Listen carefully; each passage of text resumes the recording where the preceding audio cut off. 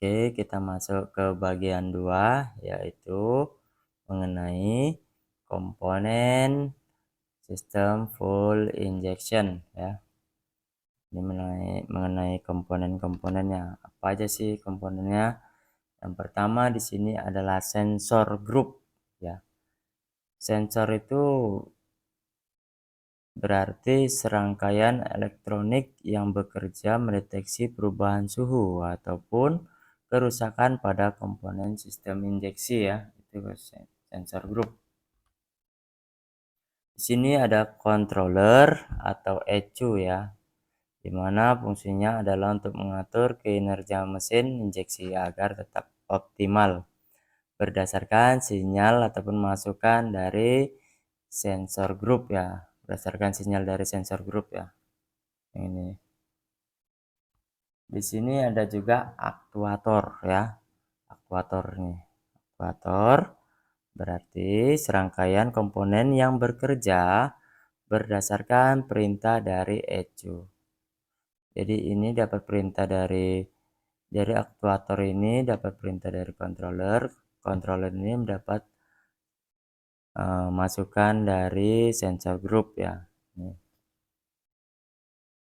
Oke, di mana pada sensor group ini terdapat yang namanya TPS, throttle position sensor, IAPS, intake air pressure sensor, IATS, intake air temperature sensor, dan crankshaft position sensor, coolant atau oil temperature sensor, atau oxygen sensor ya. Itu sensor group. Sedangkan aktuator itu ada FID, fast idle solenoid, ada ISC, idle speed control, ada full pump, ada injektor, ada ignition coil. Ya, itu berupa aktuator. Kenapa coil ini tergolong aktuator? Karena ini bisa memercikan api busi, api dari coil ini sendiri ya, tanpa menghidupkan sepeda motornya. Berbeda dengan yang motor konvensional. Kalau yang konvensional itu kan wajib sepeda motornya hidup ya. Jadi ini termasuk aktuator ya.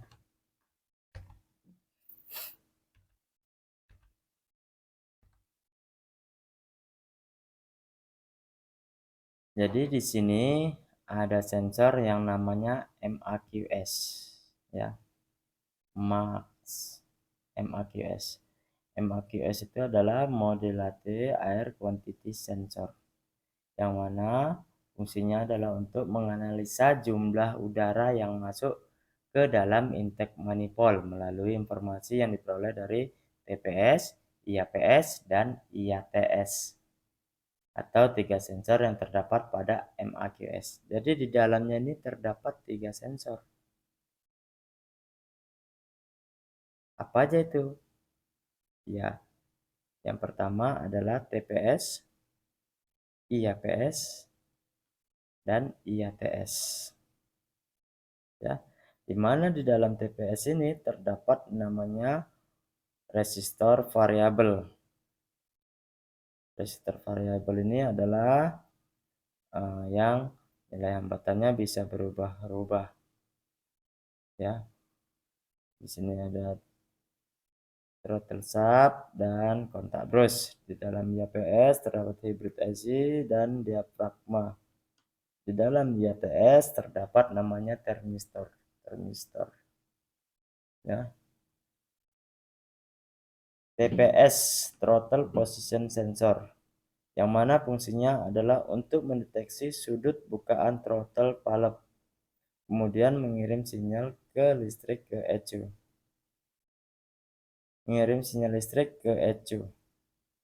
Ya. Jadi sudut bukaan dari throttle valve ini throttle valve itu dideteksi oleh TPS. Kalau IAPS kepanjangannya adalah intake air pressure sensor. yang fungsinya untuk mendeteksi perubahan tekanan udara di dalam intake manifold, kemudian mengirim sinyal ke ECU.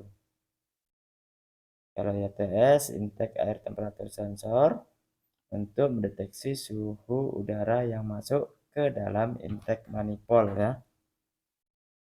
Kemudian mengirim sinyal ke ECU.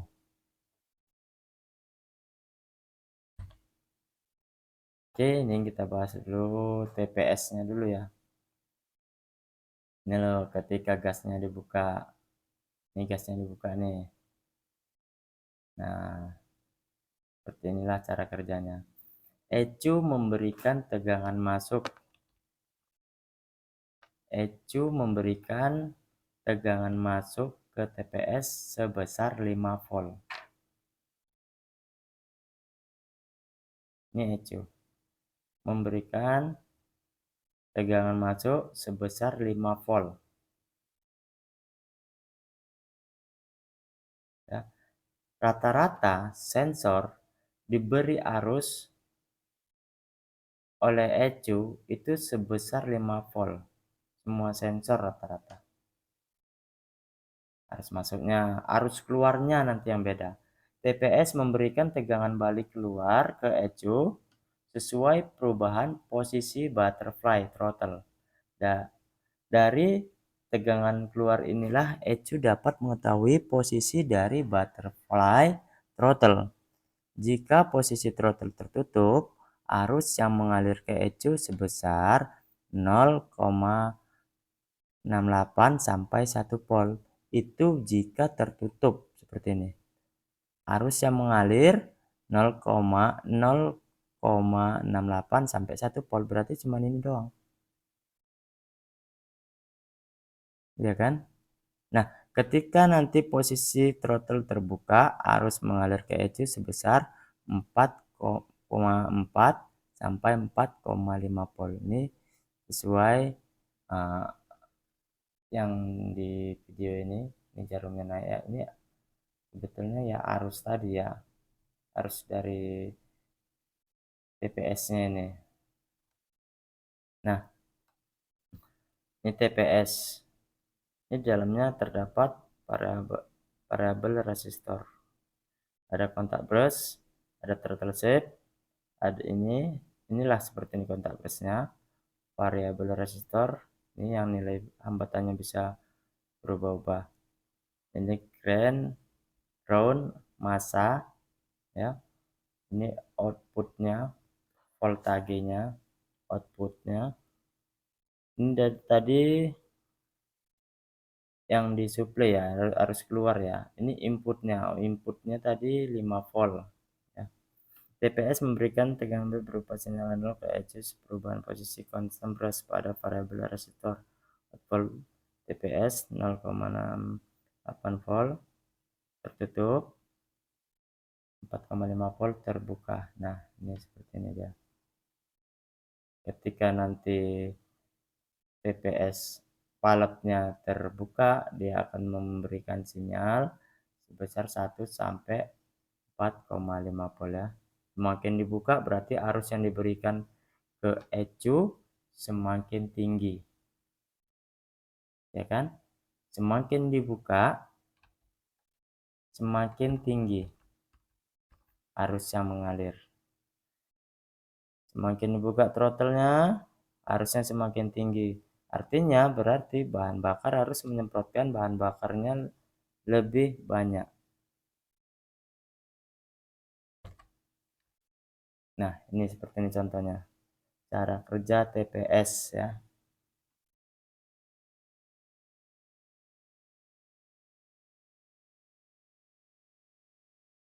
Nah, itu jalurnya. Dari baterai masuk ke ECU di nomor 1.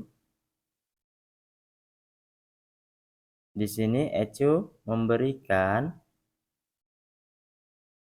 tegangan sebesar 5 volt ya, melalui kontak brush tadi. Ya. Di sini ada resistor variabel di dalamnya. Begitu dibuka gasnya,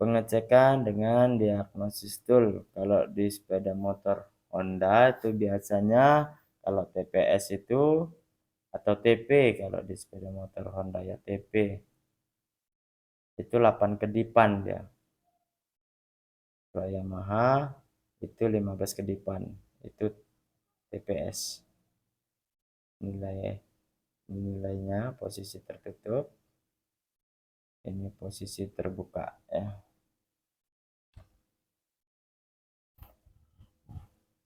Di dalam MAQS tadi terdapat yang namanya IAPS. IAPS. Intake Air Pressure Sensor adalah sebuah sensor yang mempunyai fungsi mendeteksi pressure ataupun tekanan di intake manifold. Sebuah sensor yang mempunyai fungsi mendeteksi pressure ataupun tekanan di intake manifold. Di dalam IAPS terdapat diafragma yang akan berubah sesuai dengan perubahan tekanan intake manifold. Tekanan perubahan itu akan dikonversikan menjadi sinyal listrik yang akan dikirim ke ECU. Dari electrical signal inilah ECU dapat mengetahui besarnya tekanan di intake manifold. Jadi tekanan intake manifold itu didiagnosis oleh si IAPS tadi ya. Seberapa sih tingkat tekanan yang masuk ke ruang bakar ya. Itu tugas dari IAPS. Ini main switch on, baterai masuk, sub, ya, harus masuk 12 volt ke ECU, terus di sini tetap di angka 5. Kenapa maaf, maksudnya harus masuk diberikan dari ECU ke IAPS 5 volt dengan lubang yang sama ya, seperti tadi ya, tetap di angka 9 dia ya. Karena kan tadi di dalam MAQS dia ya kan, makanya dia tetap 5 volt dengan nomornya yang sama ya. Oke. Sinilah terdapat diafragma tadi. Terus dirubah dalam bentuk tegangan ya yang mengalir ke ECU lagi. Wah, diberikan arus balik lagi sebesar 1 sampai 4,2 volt. Nah, baru ECU memerintahkan injektor supaya menyemprotkan bahan bakar lebih banyak atau lebih sedikit, jadi tergantung dari tekanan yang diterima ya. Pergerakan diafragma pada silikon sheet karena perubahan tekanan udara mengubah sinyal dari voltage rendah menjadi tinggi. Dengan perubahan voltage tersebut, ECU dapat menghitung tekanan udara intake manifold. Ya. ECU memberikan tegangan masuk ke IAPS sebesar 5 volt. IAPS akan memberikan tegangan balik keluar ECU masuk ke bahan bakar dalam intake manifold sehingga ECU dapat mengetahui kondisi tekanan di dalam intake manifold. Jika terdapat tekanan tinggi di intake manifold, maka arus mengalir ke ECU sebesar 4,2 volt. Itu kalau tekanan tinggi, artinya kalau digas kencang berarti tekanannya semakin tinggi dong. Jika terdapat tekanan rendah di intake manifold, maka arus mengalir ke ECU sebesar 1 volt. Contoh kalau nggak digas, jelas tekanannya dia rendah ya kan. Kenapa? Karena udara yang masuk sedikit, jadi nggak terdeteksi dia. Nih, masuk 5 volt, arus keluarnya, arus masuk baliknya 1,1 sampai 4,2 volt.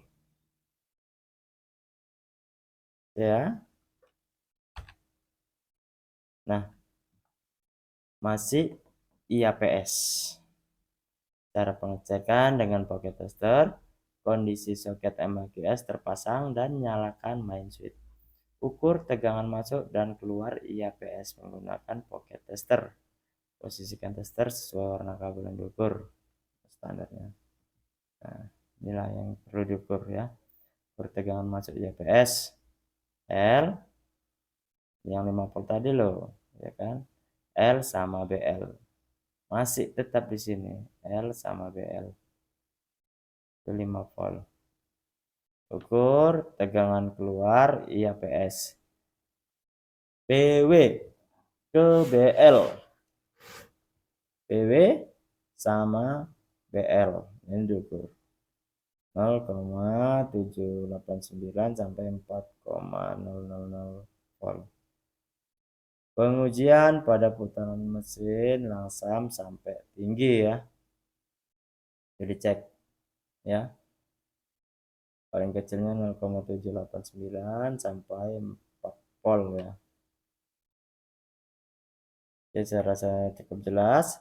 Di sini hal-hal yang perlu diperhatikan untuk IAPS adalah jangan semprot IAPS dengan udara bertekanan.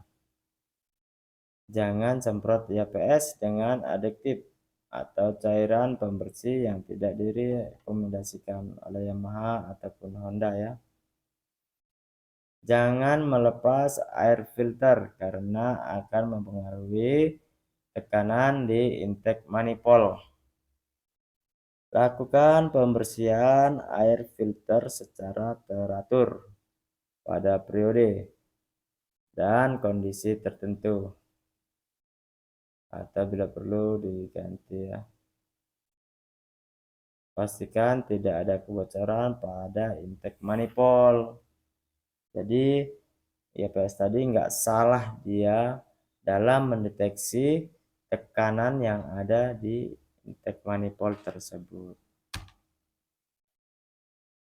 Ada di sini namanya IATS ya, IATS ya, masih di sensor max tadi karena kan ada 3 sensor.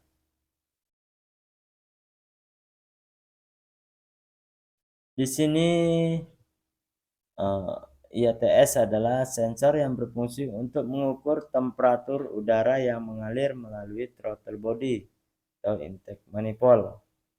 Sensor ini menggunakan thermally sensitive resistor atau termistor, yaitu sebuah keramik semikonduktor yang sensitif terhadap perubahan suhu, di mana seiring perubahan suhu, resistansi TSR juga akan berubah. Ini loh, termistor.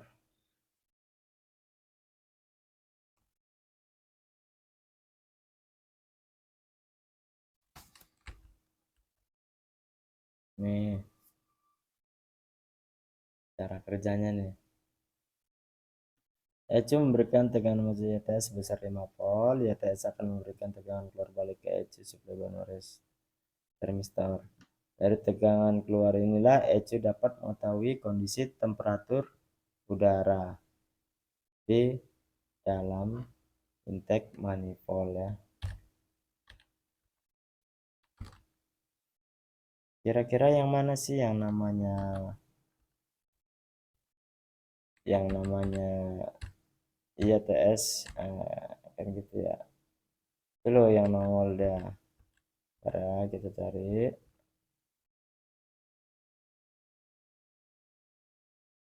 mana gambar injektor tadi. Ini kan IATS.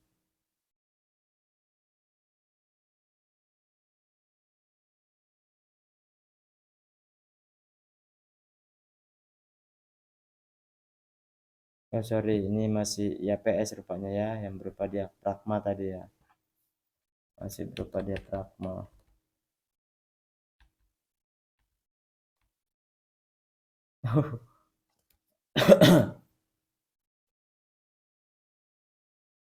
sorry. Aduh. IATS, ini IATS yang di sini dia. Sedangkan yang ini tadi adalah IAPS ya, tekanan ya. Nah, jadi udah beda bentuk. Fungsinya pun jelas beda lah. Kan?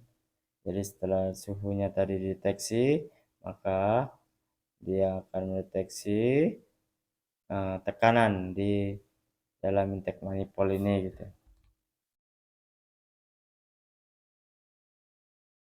Nah, sebetulnya ini bisa aja kita taruh di sini ya kan, cuma nanti kan ini ketutupan, jadinya ini taruh sebelah sini ya.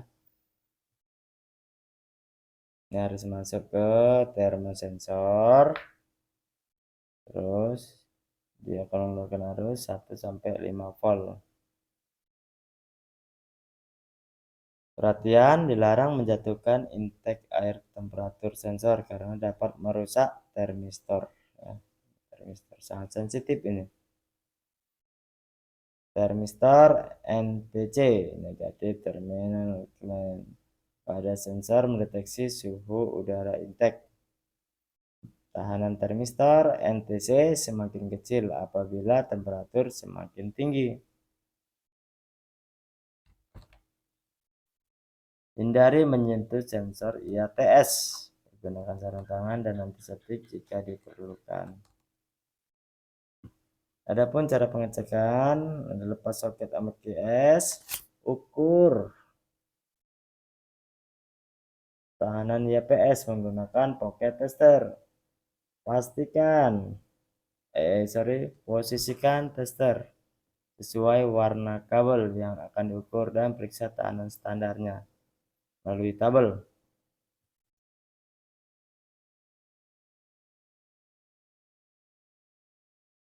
Ukur tahanan IAPS dari warna kabel BR W ke BL. Nah, dua kabel ini aja ya kan, itu diukur. Kondisi putaran mesin langsam sampai ke tinggi. Dari yang langsam nggak digas 5,7 sampai 6,3 kilo ohm ya. Oke, lanjut kita ke crankshaft position sensor. Nah, di situ ada pickup rotor. Ini pickup rotor. Ini pickup rotor tonjolan. Dan ini pickup coil crankshaft. Crankshaft position sensor adalah sebuah sensor yang berfungsi untuk mendeteksi posisi sudut crankshaft. CPS atau kalau di sepeda motor Honda nama CKP ya. Betulnya cuma beda nama doang sih.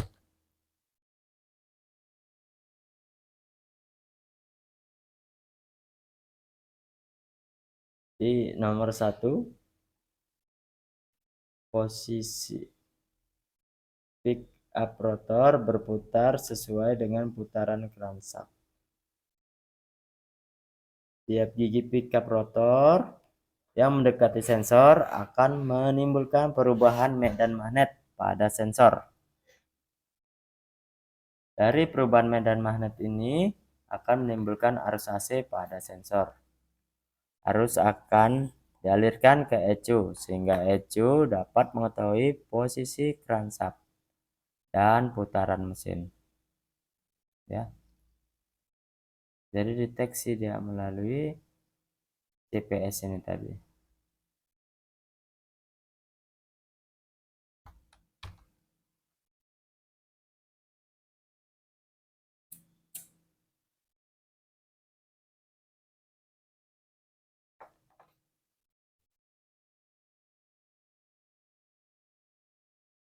Oke, di sini ada cara kerja CKP, crankshaft position sensor.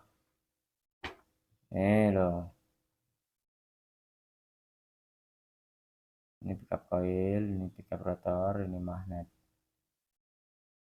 Ketika pickup coil dilewati gigi pickup rotor, ketika pickup coil dilewati gigi rotor, gigi-gigi ini, gigi rotor ini, setiap sudut 30 derajat, arus AC terkirim ke ECU. Jadi setiap kali dia berputar satu putaran ini ada berapa benjolan magnet ini coba. banyak ya. Nah, itu tetap aja dia pokoknya kalau melewati pickup coil ini pasti dia akan memberikan listrik ya, pasti dia akan menimbulkan listrik yang akan diteruskan ke ECU, sehingga ECU dapat memantau setiap posisi crankshaft dengan akurat. Tapi kenapa di sini dia ada 60? Nah, ternyata di pickup rotornya ini di sini ada jeda 60 derajat, dia ada jeda.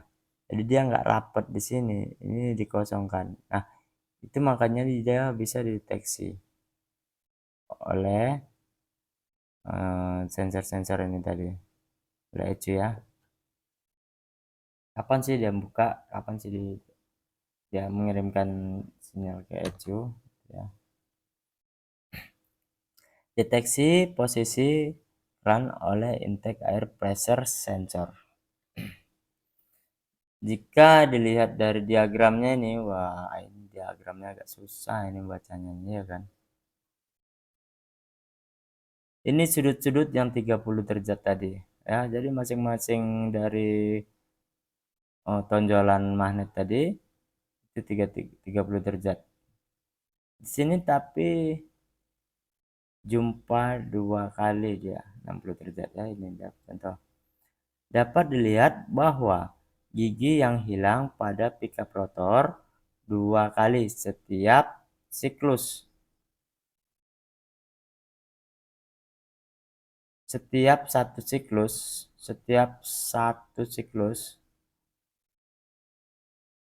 ya kan akan melewati 2 kali putaran dari rotor itu sendiri. 2 kali tiap 720 derajat. 720 derajat ini berarti 2 kali putaran dari si rotor tadi. Kan deteksi sama pressure sensor. Sementara sinyal dari tekanan udara pada intake hanya 1 kali setiap siklus. Sementara signal dari tekanan udara pada intake hanya 1 kali tiap siklus. Satu siklus itu kan 4 kali piston yang bergerak ya kan. Ya. Coba diperhatikan yang ini.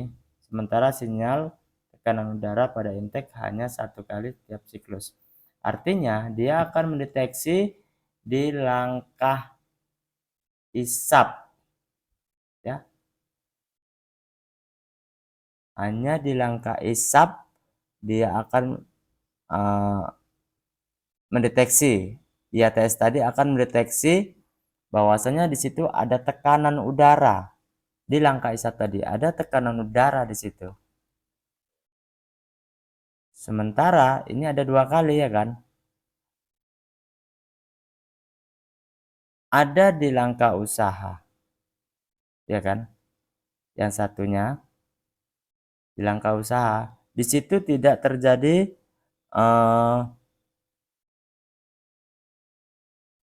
di situ tidak terjadi yang namanya tekanan ya kan. Di situ tidak terjadi namanya tekanan, sehingga kinerja dari IAPS tadi tidak menerima, sensor IAPS tadi tidak menerima tekanan sehingga dia tidak memberikan suplai arus listrik ke ECU ya kan.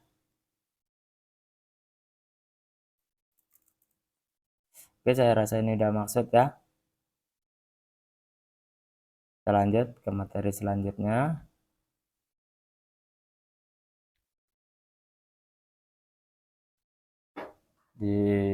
Masih di CPS ya, CKP.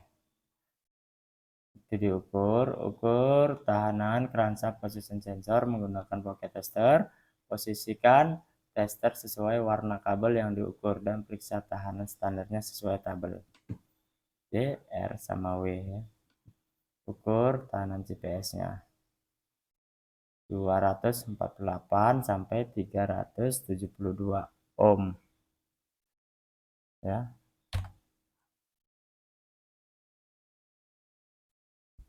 Perlu diperhatikan, hindari cacat pada gigi pickup rotor yang tonjolan banyak tadi loh, jangan sampai cacat karena nanti sensor tidak bisa membaca karena terjadi error di situ kan.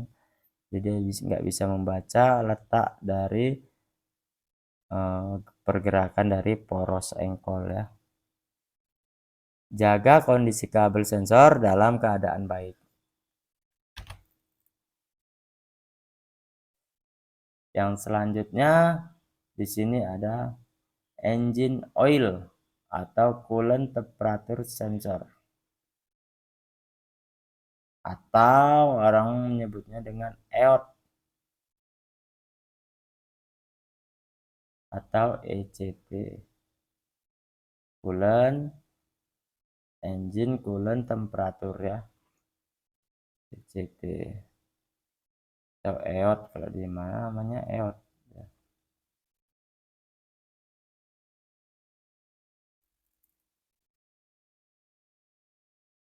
Inilah coolant temperature sensor. Coolant temperature sensor adalah sebuah sensor yang berfungsi untuk mendeteksi suhu mesin melalui cairan pendingin mesin. Sensor ini seperti halnya IATS, menggunakan termistor yang akan berubah resistansinya mengikuti perubahan suhu. Sinyal dari sensor ini menjadi referensi ECU untuk mengetahui temperatur mesin dan menyalakan kipas mesin jika overheat, mengoperasikan FID, mengatur volume bahan bakar yang diinjeksikan.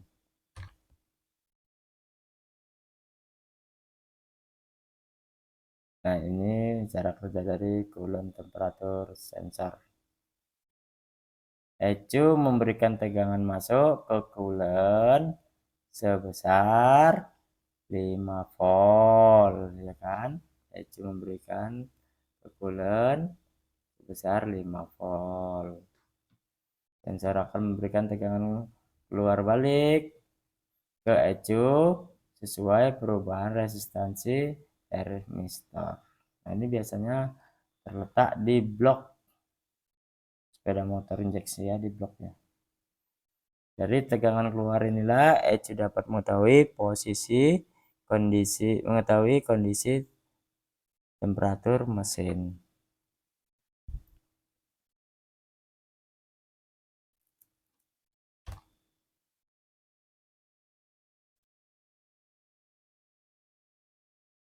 Maksudnya ya. Nih, perhatikan cara kerjanya. Dari baterai masuk ke termistor atau EOT memberikan arus ke ECU sebesar 1 sampai 5 volt. Nanti ECU akan memerintahkan FID supaya menutup ya.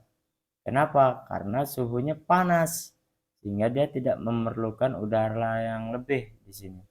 Jadi ini ditutup secara otomatis ketika kondisinya panas. Ya, nggak perlu udara.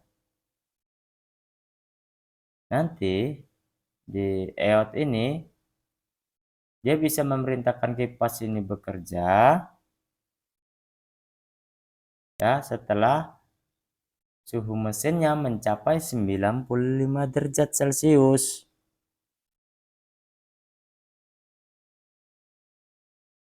Jadi dari EOT ini dia akan mengirim sinyal ke ECU. ECU akan memerintahkan kipas supaya kipasnya berputar dengan memberikan arus sebesar 12 volt ya. Tapi nunggu sampai 95 derajat panasnya di sini loh.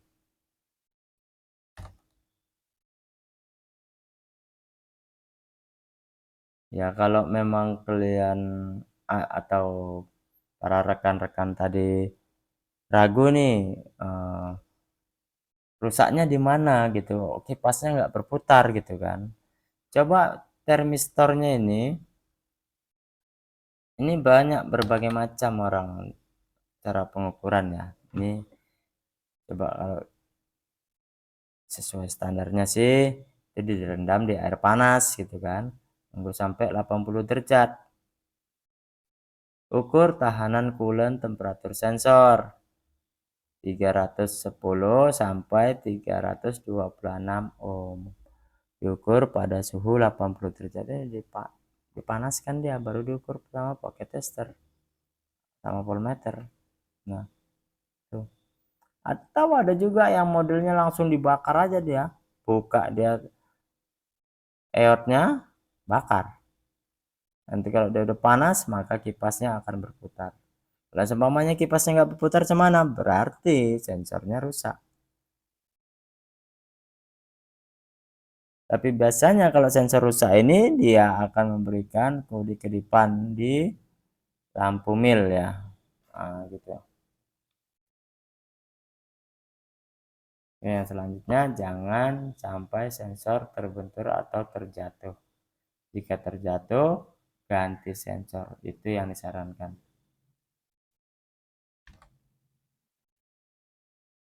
Line Angel Sensor adalah sebuah sensor yang berfungsi untuk mendeteksi jika motor terjatuh, lalu mematikan sistem full injection motor tersebut. Ini di sini terdapat bandul, ya bandul.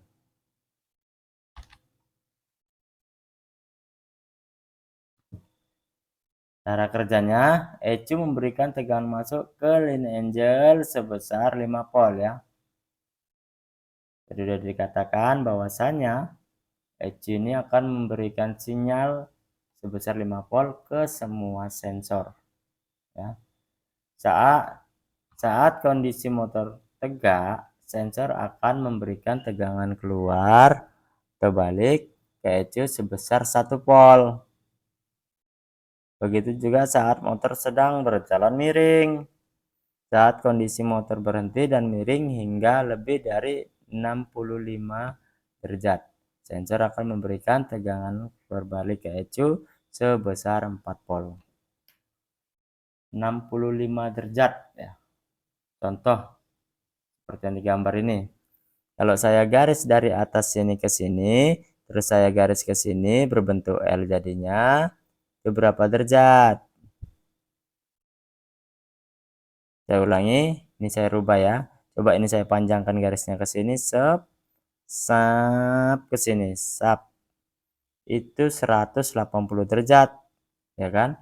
Karena kalau putaran penuh itu kan 360, kalau separuhnya 180 derajat. Jadi hitungnya macam mana nih? 65 derajat. Apakah dari nolnya di sini? Bukan, nolnya dari sini dia. Ya. Kalau nolnya di sini, contoh nolnya di sini nih. Kayak busur ya kan, nolnya kan di sini ya kan. Nol.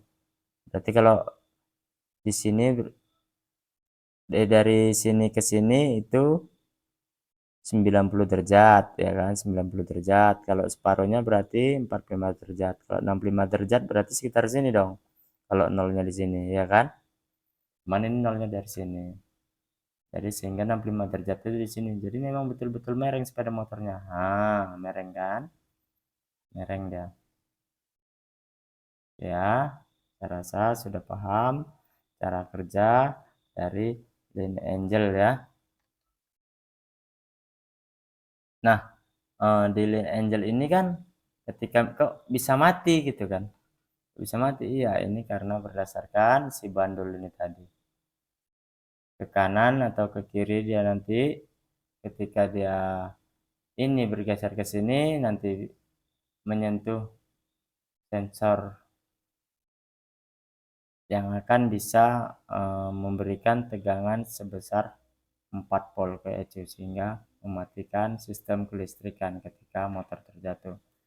Ini diadakan karena biasanya ketika motor terjatuh itu rentan sekali digas, ya kan? Sehingga akan membahayakan si pengendara atau pengendara lainnya. Nah, ini diukur juga sama pocket tester atau apometer ya. Itu diukur. Yang diukur mana? Yang diukur ini YG sama BL. Dua kabel ini aja. Nah, diukur. Kemiringan sensor 65 derajat. Kemiringan sensor maksudnya kemiringan sensor kurang atau lebih kecil dari 65 derajat. Itu arus yang mengalir 0,4 sampai 1,4 volt. Ketika sensor miring lebih besar dari 65 derajat, maka arus yang mengalir adalah 3,7 sampai 4,4 volt. Baru dia mematikan sistem kelistrikannya. Oke, danger. Dilarang membuka line angel sensor. Dilarang memindahkan posisi line angel sensor. Ya. Ini jangan dipindah-pindah. Dan juga jangan dibuka. Karena nanti posisi dari yang tengah tadi bisa bergeser ke kanan atau ke kiri ya. Ini kalau sempat salah pasang aja ketika kita membuka sepeda motornya, salah pasang, ini nggak hidup sistem kelistrikannya. Karena apa ya? Karena line angel ini tadi. Oke, saya rasa sudah cukup jelas ya. Nah, di sini ada yang namanya ECU, Engine Control Unit. Ya. Engine Control Unit merupakan otak dari sistem full injection. ECU akan mengontrol kerja seluruh sistem injeksi berdasarkan data masukan dari sensor dan juga dapat mengingat kejadian-kejadian yang lalu. Artinya ketika motor itu sudah pernah terjatuh atau sensor itu sudah pernah rusak, kerusakan ini akan tersimpan di memori ECU. Nggak hilang dia. Contoh, sensor IATS, IAPS itu udah pernah rusak atau longgar kabel. Nah, itu tersimpan di sini. Yang contohnya standarnya 0 gitulah ya kan. Tahu motor itu udah pernah rusak pula di bagian IATS atau IAPS-nya. Nah, di sini bertambah dari 0 bisa sampai 5, 10, semakin sering dia rusak semakin ya tetap tersimpan dia kerusakan itu di memori ECU, kecuali nanti kalau di reset ulang, nah itu baru ya.